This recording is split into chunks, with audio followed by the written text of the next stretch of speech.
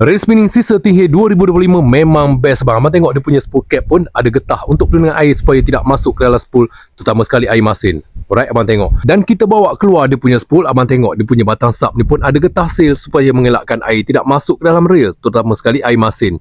Alright, memang lulus untuk memancing di lapangan air masin seperti di laut, di kolam air masin, memang sangat sesuai bang. Untuk new model sisa tinggi mengeluarkan saiz bermula daripada 2,500 saiz hingga ke 6,000. Sekarang sisa tinggi dah ada saiz yang besar sehingga bersaiz 6,000. Yang macam saya pegang sekarang ni bersaiz 6,000. Untuk maksimum drag dia 20 kg, maksimum drag menggunakan spool material daripada aluminium. Macam tu dia punya bunyi drag bang. Memang shadow. Rail ni memang sangat sesuai untuk bottom, untuk jigging, untuk candak sotong, untuk casting pun memang sangat sesuai. Menggunakan screw in power handle bang.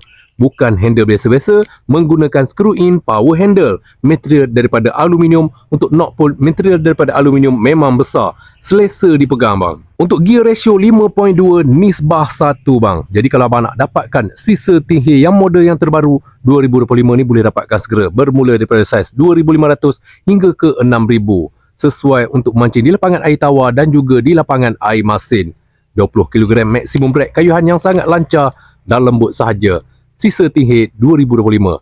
Dapatkan segera. Memang best bang.